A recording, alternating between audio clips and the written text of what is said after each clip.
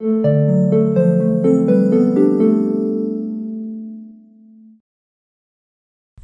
And welcome to the world wide post. दोस्तों ये है हमारा प्यारा India, India that is Bharat. Well guys, BRICS और ब्रिक्स करेंसी को लेकर बहुत बड़ी खबर निकल कर आ रही है। जल्दी ब्रिक्स नेशन अपने खुद की करेंसी को लाने वाले हैं। ये अनाउंसमेंट ऑफिशियल तौर पर रशिया ने खुद कंफर्म कर दिया है। तो चलिए समझते हैं एग्जैक्टली क्या हुआ यहाँ पर।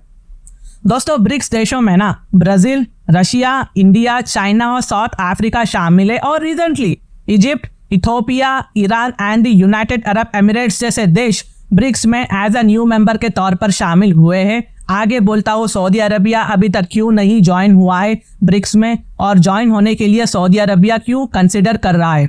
दोस्तों ये जो ब्रिक्स देश है ना, ये अपने आप में एक दुनिया बनाते हैं जहां ज्यादातर पॉपुलेशन रहती है और ये बड़े इकोनॉमी वाले देश है। लेकिन अभी तक इनका ज्यादातर काम और पेमेंट ट्रांजैक्शन यूएस डॉलर पर डिपेंड है, जिसके चलते ब्रिक्स नेशन को बहुत सारे मुश्किलात भी आ रही है। जैसे ब्रिक्स देशों का यूएस डॉलर पर डिपेंड होने से उन्हें यूएस की इकोनॉमी और यूएस पॉलिटिकल पॉलिसीज का नेगेटिव इम्पैक्ट उनके कंट्री पर देखने को मिल रहा है। जैसे एग्जांपल के तौर पर हर एक यूएस प्रेसिडेंट इलेक्ट होने के बाद आता है जो डिफरेंट अप्रोच रखता है कंट्रीज पर। जैसे डोनाल्ड ट्रंप एक अलग व्यू रखते हैं और जो बाइडेन ये भी एक अलग व्यू रखते हैं कंट्रीज पर। जब यूएस द्वारा सैंक्शंस लगाए जाते हैं ब्रिक्स देशों पर, तब ब्रिक्स देशों का एक्सेस यूएस डॉलर ट्रांजैक्शन और इकोनॉमी मार्केट में रुक जाता है, क्योंकि उन पर यूएस सैंक्शंस लगे हुए होते हैं जो डॉलर का इस्तेमाल नहीं कर सकते। और कंट्रीज के इंटरनेशनल ट्रेड और इन्वेस्टमेंट को ये रोक भी सकता है। जैसे कि एग्जांपल ईरान हो गया, रशिया हो गया, इन पर सैंक्शंस लग चुके हैं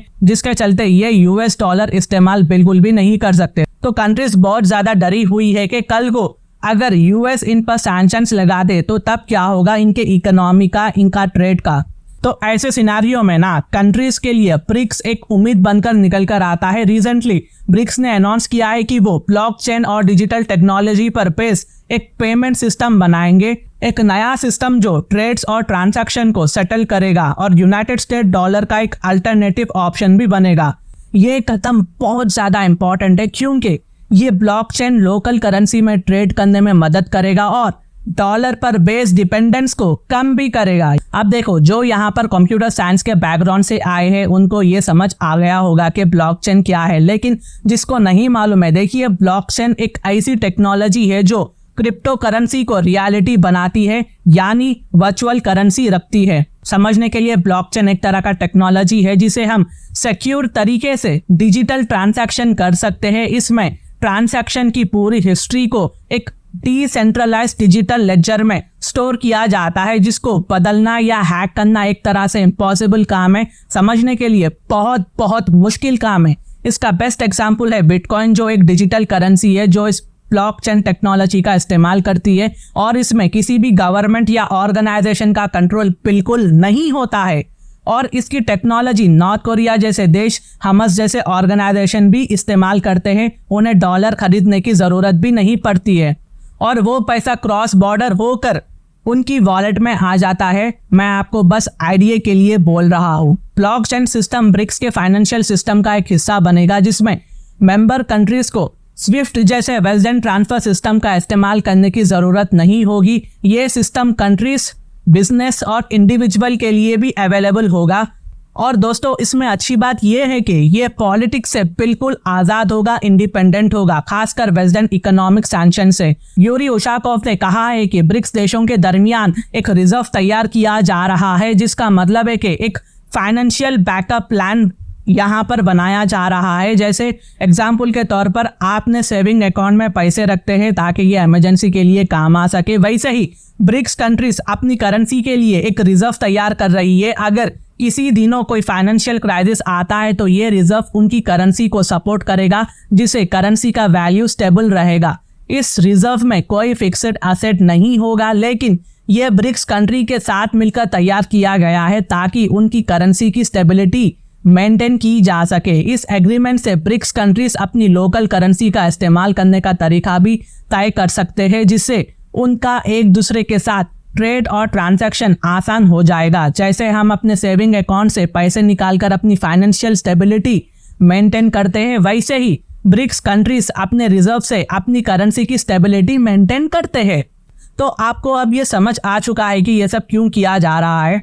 ब्लॉकचेन सिस्टम के अलावा भी ब्रिक्स ने बैंक ऑफ रशिया के साथ BRICS bridge multi sided payment platform बनाने का फैसला किया है, जो ग्लोबल मॉनेटरी सिस्टम पर एक असर डालेगा।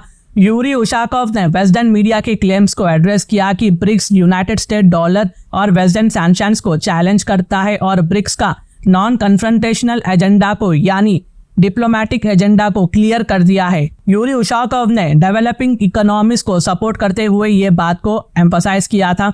रशिया ने ब्रिक्स की अट्रैक्टिवनेस को लाइक माइंडेड कंट्रीज, जो कंट्रीज इसमें इंटरेस्ट रखते हैं, उनके साथ यूनिटी बढ़ाया है, जिसका सबसे बड़ा प्रायोरिटी डॉलर से दूर जाना है। जैसे टक्कर कार्लसन और रशिया के प्रेसिडेंट व्लादिमीर पुतिन के बीच की गई एक इंटरव्यू में डिस्कस हुआ था। पुतिन ने यूनाइटेड स्टेट्स डॉलर को एक फॉरेन पॉलिसी का टूल बनाने पर क्रिटिसाइज किया है, जो रशियन इकोनॉमी और ग्लोबल पावर को नुकसान पहुंचाता है। पुतिन ने रशिया की डॉलर पर कम रिलायंस की बात की थी इंटरव्यू में, और ट्रांजैक्शन को रूबल्स और चाइनीज युआन में पढ़ाते हुए पुतिन ने यूनाइटेड स्टेट्स के एक्शन को भी क्रिटिसाइज किया था और कहा कि वो यूनाइटेड स्टेट्स की इकोनॉमी और ग्लोबल इन्फ्लुएंस को नुकसान पहुंचाना चाहते हैं। पुतिन ने आगे अपने इंटरव्यू में कहा कि ऑयल प्रोड्यूसिंग कंट्रीज युआन को ऑयल ट्रांजैक्शन में इस्तेमाल करने की सोच रहे हैं, यानी कि सऊदी अरबिया समेत वेरियस अरब कंट्रीज चाइनीज युआन का इस्तेमाल करना चाहती है। अगर सऊदी अरबिया इसमें एक बार शामिल हो गया तो पेट्रो डॉलर एग्रीमेंट बहुत बुरी तरह से बर्बाद हो सकता है। इसलिए यूएसए सऊदी अरबिया को छोड़ना बिल्कुल नहीं चाहता है। क्या पता सऊदी अरबिया को रशिया चाइना अपनी तरफ खींच ले, कुछ भी नहीं बोल सकते जियोपॉलिटिक्स में।